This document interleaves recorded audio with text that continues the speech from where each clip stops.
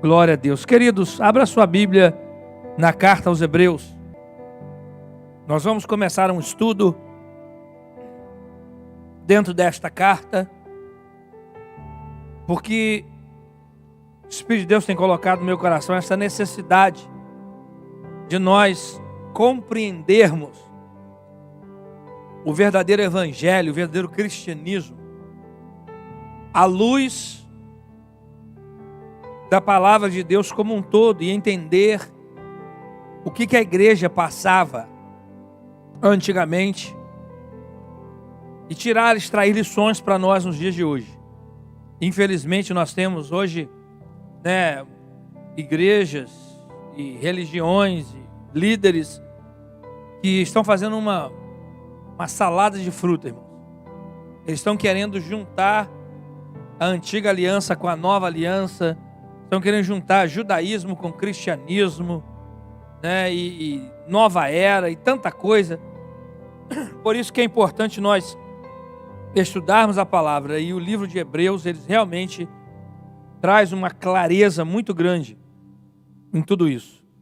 Hebreus, nós vamos ler aqui o capítulo número 2. Os primeiros 4 versículos. Você achou? Amém? Diz assim: portanto, convém-nos atentar com mais diligência para as coisas que já temos ouvido, para que em tempo algum nos desviemos delas. Porque se a palavra falada pelos anjos permaneceu firme, e toda transgressão e desobediência recebeu a justa retribuição, como escaparemos nós, se não atentarmos para uma tão grande salvação, a qual, começando a ser anunciada pelo Senhor, foi-nos depois confirmada pelos que a ouviram, testificando também Deus com eles, por sinais e milagres, e várias maravilhas e dons do Espírito Santo, distribuídos por sua vontade. Amém. Podeis assentar, queridos. Amados, nós não sabemos por certo quem foi o autor desta carta. Há muitas indagações. Alguns estudiosos dizem que talvez foi Paulo, outros dizem que talvez Apolo, mas na verdade ninguém sabe, é uma incógnita. Quem foi que escreveu o livro? Mas a realidade é que, independente de qual caneta que Deus usou para escrever, o que é importante é que nós temos ela escrita para nós hoje. Você pode dar uma glória a Deus por isso? Nós sabemos que ela foi escrita para os cristãos judeus que habitavam em Roma. Amém, queridos? Cerca mais ou menos aí de 60, 70 anos depois de Cristo. Então, para você entender, Jesus morreu, ressuscitou, foi elevado aos céus. Logo depois, o Espírito Santo de Deus veio, iniciou a igreja ali no livro de Atos. E, a princípio, a igreja era constituída só de judeus. Ok? Isso é importante você entender. A igreja primitiva era só judeus. Tanto é que eles achavam que, na realidade, o evangelho era uma ramificação do judaísmo. Muitos acharam isso. Mesmo porque, se você for ver Paulo, nas suas viagens missionárias, toda cidade que ele chegava, e chegava no dia de sábado, aonde que ele se encontrava? Numa sinagoga, certo? Ele ia para a sinagoga. Então, nós começamos a observar essa questão judaica, que é a raiz da nossa fé, certo? Jesus, judeu, os 12, judeu, os discípulos, apóstolos. A igreja primitiva começou todos judeus e todos vieram do judaísmo, certo? Agora, houve a perseguição, eles se espalharam e aí então começaram a pregar o evangelho a outras nações e pessoas de outras religiões. E aí então começou a vir os gentios, vir pessoas que vieram do paganismo, certo? E por isso nós temos as cartas e os ensinamentos do Novo Testamento. Paulo mesmo escreveu, né? Que eram pessoas que não tinham nenhuma raiz judaica. Eles não tinham nenhum conhecimento de escritura, de nada disso. Eles adoravam deuses pagãos, os gregos, né? Adorava lá as estátuas, aqueles negócios todos. Então, esse pessoal, eles não tinham esse fundamento do Antigo Testamento, certo? Agora, a igreja primitiva, vamos dizer assim, que começou, todos eles, a maioria tinha, porque eles eram judeus. Mas a igreja foi crescendo, foi desenvolvendo, foi caminhando, e aí agora aqui, 70 anos depois, Deus levanta essa pessoa que nós não sabemos quem foi, para escrever mais diretamente, é claro que para todos, mas mais diretamente para os cristãos, que na grande maioria eram judeus, que moravam em Roma, debaixo do Império Romano, ali na Itália, certo?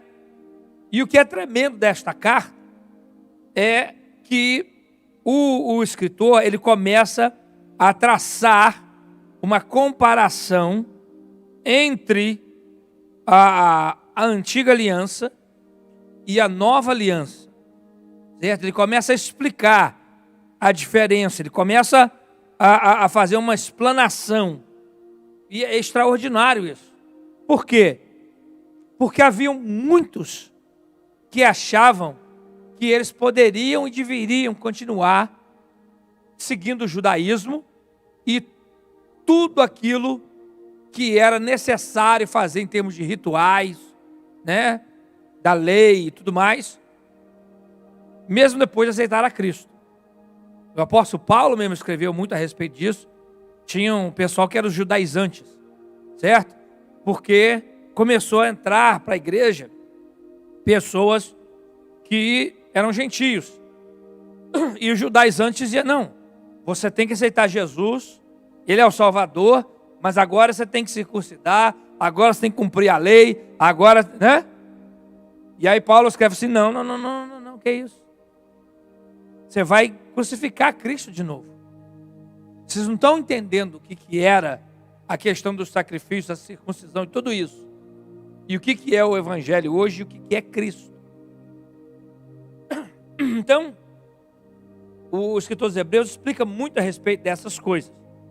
Uma coisa que é muito clara, certo, aqui, é que ele deixa bem nítido para os que estão lendo, né? E não só o escritor aqui, os Hebreus, mas como Paulo, Pedro, Lucas, todos os escritores da Bíblia, deixaram isso muito claro para a igreja.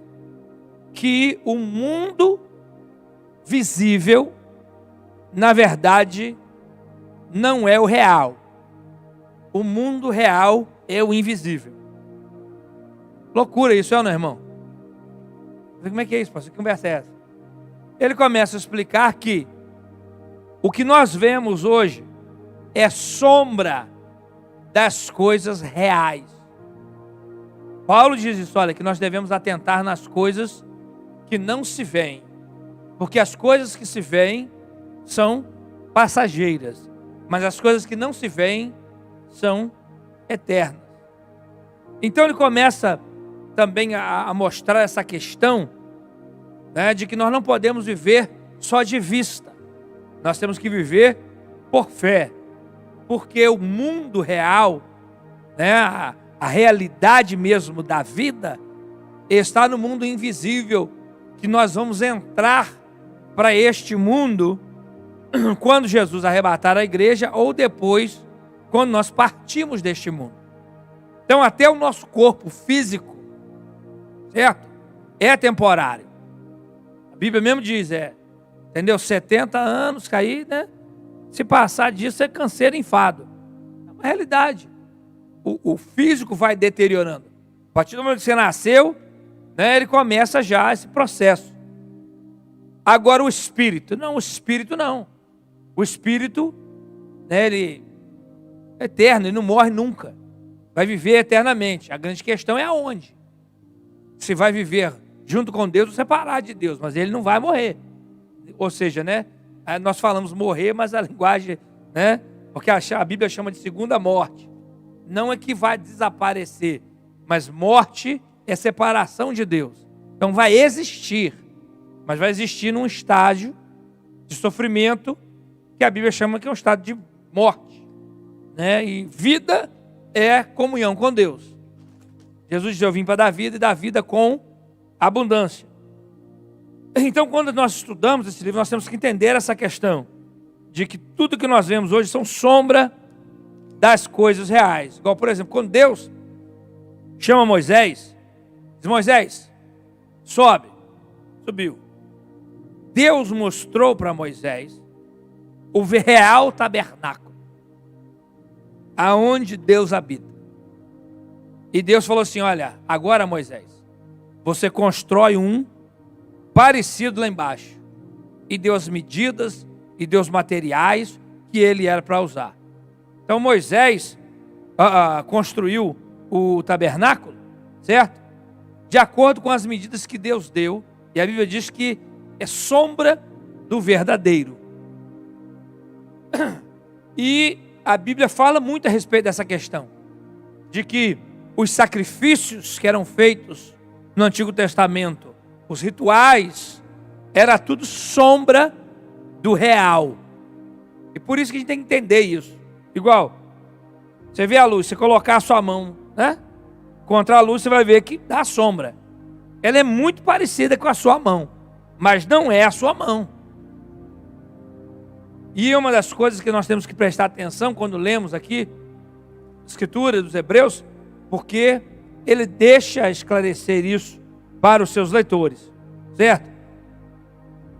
Ele começa a explicar também desta enorme barreira que existe entre Deus e os homens, e a necessidade que nós temos de um mediador, de um sacerdote e de um sacrifício para quebrar esta barreira.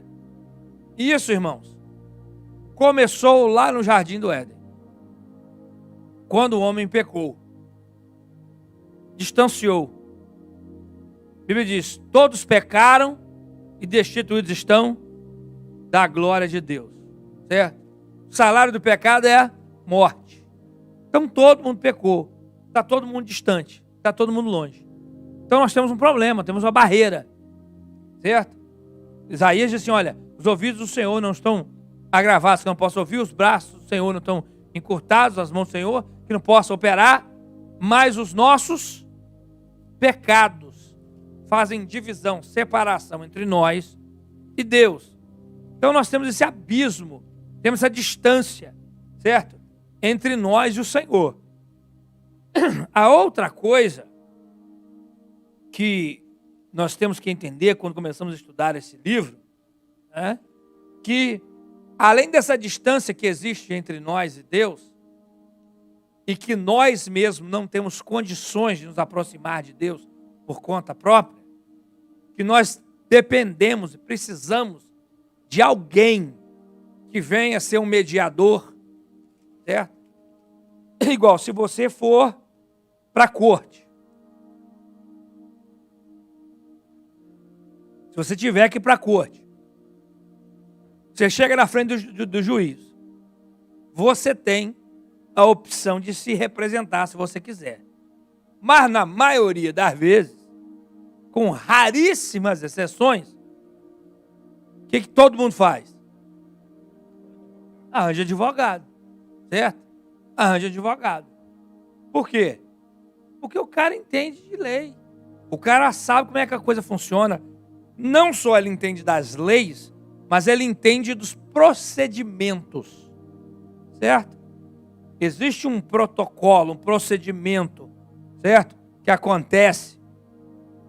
Por isso que às vezes um caso na justiça demora a ser resolvido. Por quê? Porque a pessoa acha, não, isso aqui é fácil. Chega lá, é só mostrar esse documento pro juiz lá, o juiz vai ver, carimbou, tá bom, né? Mas não é assim. Tem um procedimento, tem um protocolo. Primeiro a gente tem que fazer isso aqui. Depois marca outro dia para fazer mais isso aqui. Depois marca outro dia para fazer não sei das quantas. Então só alguém que realmente está preparado para poder representar o outro. Ele sabe o protocolo, ele sabe a lei, e ele sabe como tudo funciona, e ele vai ter condições, né, de advogar em favor daquela pessoa. Então, a nossa posição, a nossa postura diante de Deus realmente é essa. Nós não sabemos os protocolos divinos, nós não sabemos os requerimentos, não sabemos as leis, nós não sabemos de nada, e mesmo assim nós não temos condições, certo? De advogar a nossa própria causa. Então nós precisamos de um mediador, que aqui nós vemos aqui que é a questão do sacerdote. Ele é o sacerdote, aquele que faz a intercessão entre os homens e Deus. Mas mesmo o sacerdote, ele não pode chegar de mão vazia. Ele tem que chegar com um sacrifício. O advogado que vai advogar em seu favor, o que acontece? Ele não pode só chegar lá e falar, não, seu juiz, aqui eu conversei com ele, cara, é gente boa mesmo. Entendeu? Vamos liberar ele, que ele é gente boa. Não funciona. Vai ter que chegar lá e falar, não, seu juiz, olha, eu tenho aqui evidências, eu tenho provas, eu tenho testemunhas, certo? A mesma questão, é necessário, certo? Um sacrifício, é necessário pagar a pena. Preciso pagar a pena, igual, às vezes o juiz bate o martelo e fala, ok, então ele está absolvido. Entendeu? Pode ir embora e tal, só que vai ter que pagar uma multa de tanto. E o que acontece? Você só é liberado, só é limpado o recorde se você pagar. Já foi um monte de vezes na corte com os outros, principalmente coisa de trânsito.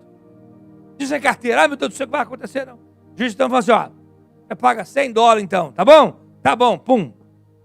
Já sai dali, já vai no probation, paga os $100, já pega o papelzinho, estou liberado. Ou seja, entre eu e a justiça, estou tranquilo. Posso andar na rua, não tenho nada, estou devendo nada para a justiça. E o escritor aos Hebreus começa a mostrar essa questão, esse ponto de vista judicial, entre nós e Deus. Porque nós pecamos, infringimos, quebramos a lei, né? E agora nós temos que pagar por isso.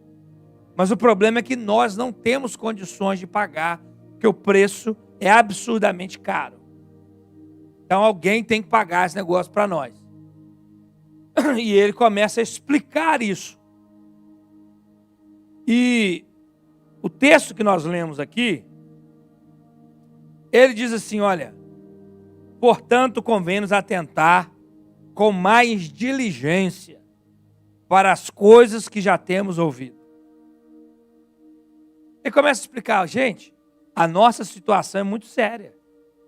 Por isso que a gente tem que prestar atenção, colocar diligência, sabe? Você quer ver a pessoa prestar uma atenção tremenda? É quando você vai para a corte. Você viu que na corte o pessoal nem conversa? É aquele silêncio lá dentro. Ainda mais que o juiz, aquele pessoal fala baixinho, que só a graça. Né? E aquele microfone baixinho também. Fica todo mundo assim, ó. O que ele falou? O que ele falou? Por quê? Porque uma palavra do juiz tem um efeito muito grande na vida de quem está ali. Uma palavra dele pode mandar a pessoa para a cadeia ou pode mandar a pessoa embora. Uma palavra dele pode fazer que a pessoa pague $5 de multa ou então paga $10 mil de multa. Então sabe, aquela atenção, porque o negócio é sério, não é brincadeira. E o escritor está falando para os crentes, fala, irmãos, nós temos que atentar com mais diligência para as coisas que nós já temos ouvido. Para quê? Para que em tempo nenhum nós venhamos a nos desviar delas. É aquela questão de você sempre manter, sabe, aquela coisa na sua mente. Você já viu que eles colocam em muitos lugares aqui um negócio eletrônico mostrando a velocidade que você está indo? Já viram? Você dirige, aí aparece aquele negocinho, falando, nossa, você está muito rápido, sua velocidade agora é essa. Aquele troço do tamanho de um bonde. Todo mundo sabe a velocidade que você está indo. Para que eles fazem isso? Já não tem as placas na rua dizendo qual é o speed limit da estrada? Os carros hoje, né, a tecnologia, a maioria, se você olhar no seu dashboard, ele, no GPS, ele fala para você, ó, aqui onde você está aqui, ó, o speed limit é tal. Mas além de tudo isso, ainda coloca aquele trem do tamanho de um bonde lá. Para que isso? É para você colocar mais diligência, para você prestar mais atenção, certo? No que você está fazendo e na velocidade que você está indo, para que você não venha infringir a lei e isso venha te custar caro. É o que ele está dizendo. Irmãos, sabe? Bota mais diligência, presta mais atenção naquilo que você já ouviu, volta a lembrar, olha de novo, sabe? Mantém isso, entendeu? No seu pensamento o tempo inteiro, porque se você deixar, entendeu? A coisa vai, igual você vê a pandemia, né? 11 meses, irmãos, tem quase um ano que a gente está já vivendo esse negócio. Você já viu como é que a pessoa começando a ficar mais relaxada agora? Você já começou a relaxar, já, entendeu? Antigamente era um negócio mais coisa e tal, agora, por quê? Você vai acostumando, você vai relaxando, mas o negócio é sério, que você não pode relaxar. E aqui ele está falando o quê? Em questão da nossa salvação. E olha o que ele fala aqui, olha. Ele diz assim, olha, presta atenção naquilo que nós já ouvimos. E a grande questão não é só, presta atenção, não é só o que você ouviu, mas é de quem você ouviu. Quem entendeu, dá glória. Por quê? Porque a próxima coisa que ele fala é assim, olha, porque se a palavra falada pelos anjos permaneceu firme e toda transgressão ou desobediência recebeu justa retribuição, como escaparemos nós se não atentarmos para uma tão grande salvação? O povo antigo, principalmente os judeus, eles davam valor até mesmo exagerado a anjos.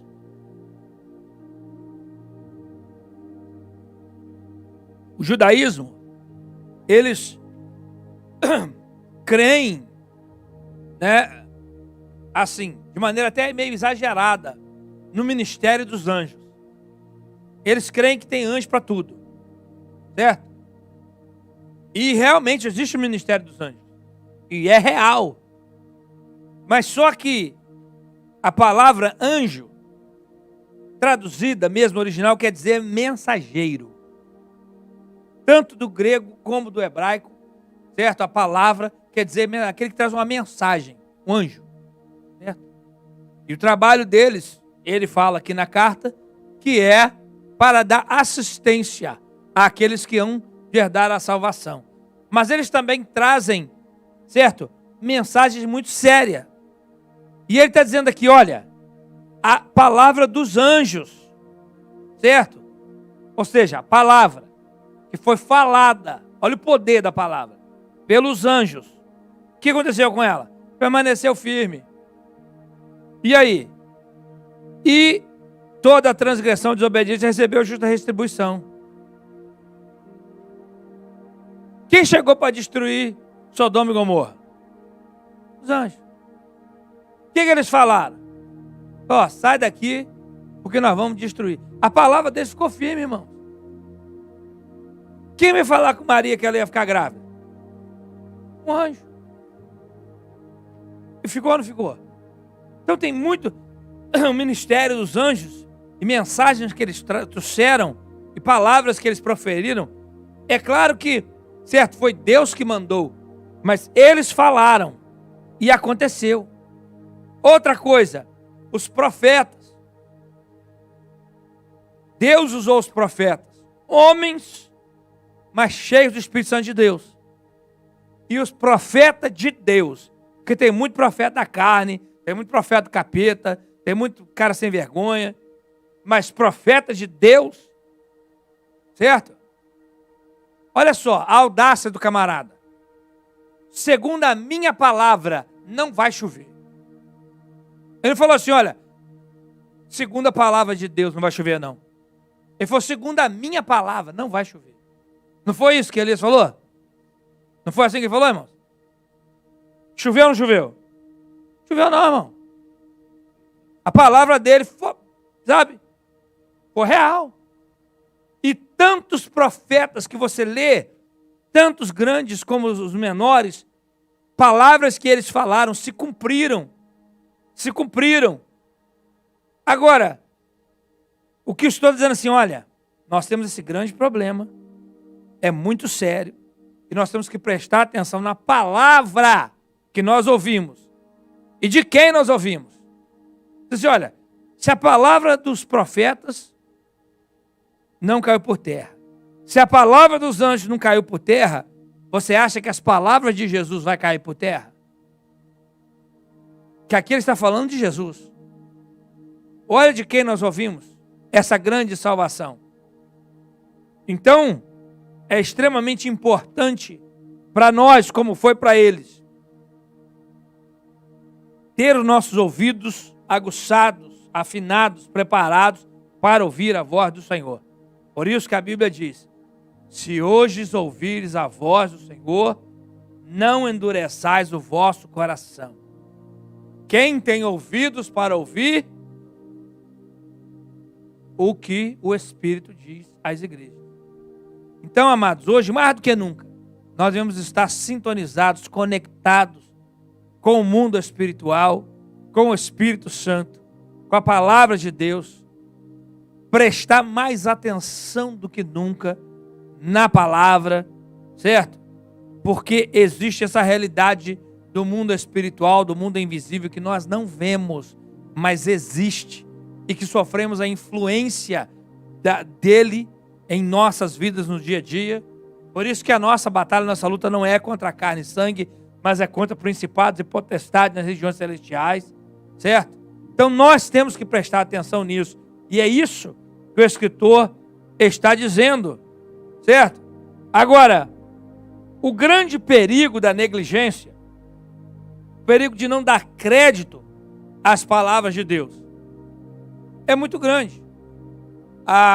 Isaías, né? Ele diz, olha, quem deu crédito à nossa pregação e a quem se manifestou o braço do Senhor? Então esse negócio do pessoal não dar crédito, né, a palavra de Deus, irmãos, isso já é, entendeu? E quando a gente olha lá para trás, nós começamos a observar que começou no Jardim do Éden. A humanidade está no problema que está hoje, porque não deram crédito à palavra de Deus. Adão e Eva estavam no melhor lugar do mundo. E o que aconteceu? Eles não deram crédito à palavra de Deus. Eles deram crédito à palavra do diabo. Foi ou não foi? Eles deram crédito à palavra do capeta, irmão. E até hoje, a maioria dá mais crédito à palavra do capeta do que dá crédito à palavra de Deus. Você olha os profetas de Deus, olha a história de Israel. Irmãos, sempre a maioria de profetas eram mentirosos. E a minoria eram profetas de Deus. As palavras da maioria sempre eram mais agradáveis. E era onde todo mundo ia porque gostava de ouvir. E geralmente a palavra dos profetas de Deus, ela já é um pouquinho mais apimentada, né? É um pouquinho mais salgada. Ela já é mais... E a maioria não quer. E a Bíblia diz, é clara, diz, olha, a porta que leva para a salvação, meu irmão, ela é apertadinha. O caminho é estreito. Agora o que leva à perdição? Meu irmão, ela é automática. Você não precisa nem encostar a mão nela, não. Entendeu? E é larga toda a vida, e é alta. Chegou ela, abre assim com facilidade. O caminho que leva, rapaz, o caminho bom de andar. Largo, espaçoso, né? Rapaz, assim, é de morro abaixo. Você quase não faz nem força para andar. A facilidade que é uma maravilha. E a maioria vai atrás desse. Então, nós temos que tomar cuidado.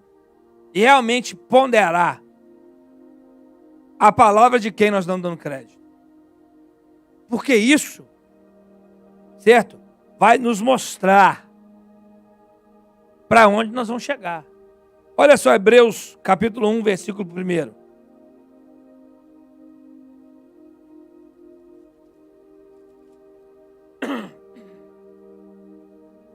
Havendo Deus antigamente falado muitas vezes. Quantas vezes Deus falou? Muitas vezes. E de muitas maneiras. Aos pais, pelos profetas. A nós falou-nos nesses últimos dias pelo Filho, a quem constituiu o herdeiro de tudo, por quem fez também o mundo, o qual, sendo o resplendor da sua glória e a expressa imagem da sua pessoa, e sustentando todas as coisas pela palavra do seu poder, havendo feito por si mesmo a purificação dos seus pecados, assentou-se à destra da majestade nas alturas, feito tanto mais excelente do que os anjos, quanto herdou mais excelente nome do que eles. Ele começa a explicar para a igreja. Queridos, o ministério dos profetas, maravilhoso. Os verdadeiros profetas de Deus. Não menosprezamos o ministério deles, glorificamos a Deus por eles. Agradecemos a Deus pelo ministério dos anjos. E rogamos a Deus que Ele libere anjos para nos proteger, para nos guardar, para nos auxiliar. É bíblico, é real. Mas Jesus Cristo é maior do que os profetas, é maior do que os anjos, porque na verdade Ele é Deus. Você pode dar glória a Deus por isso? E Deus tem falado de muitas maneiras, muitas vezes, certo? Usou vários vasos. Só que agora chegou o momento magnífico, triunfante, que é de nós ouvirmos a palavra de Deus direto da boca de Deus. E hoje, irmãos, o Espírito Santo, que é Deus, fala conosco diretamente. Ele já falou com você, dá um glória a Jesus.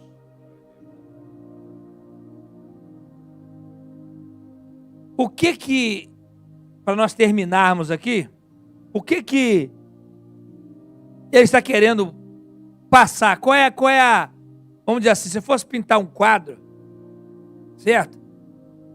Desses 2 capítulos aqui, tentando entender o que ele está querendo transmitir aqui, na verdade, é uma coisa muito clara. Ele está mostrando o seguinte, olha só. Que nós temos que tomar cuidado para nós não nos desviarmos, para nós não nos distanciarmos, certo? Do Senhor. O quadro que ele está pintando aqui é de um barco, é de um navio, certo? Que, em vez de chegar no porto seguro, certo? Abaixar a sua âncora, amarrar as suas cordas e ficar bem firme ali, não. Ele deixa assim meio de qualquer maneira e, sem perceber, a maré sobe, a maré desce, as correntezas vêm, o vento bate e ele vai, certo? Assim, sem sentir, sendo levado para o alto mar.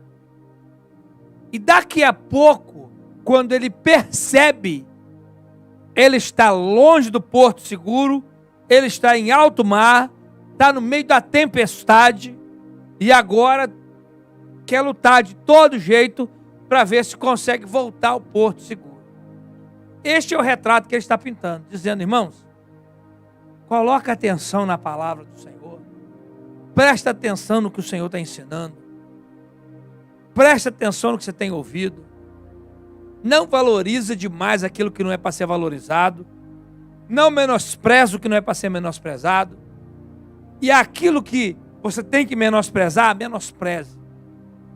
Qualquer palavra, qualquer ensinamento que não está de acordo, que não vem de Deus, certo? Vira as costas para isso. O porto seguro é Cristo. Se você já chegou a Ele, joga sua âncora aí, amarra suas cordas, fique aí, sabe, atento, checando, fica aí, ó, quietinho no porto que é Cristo. Porque a salvação realmente isso. Nós estávamos largados no mundo, sem rumo, sem direção. Jesus veio, nos alcançou e nos trouxe para um porto seguro. Então ele diz, olha, então agora, presta atenção, para que você não venha se desviar e perder o que você já ganhou, que é esta bênção extraordinária, que é de estar perto do Senhor. Amém, queridos? Fica de pé em nome de Jesus.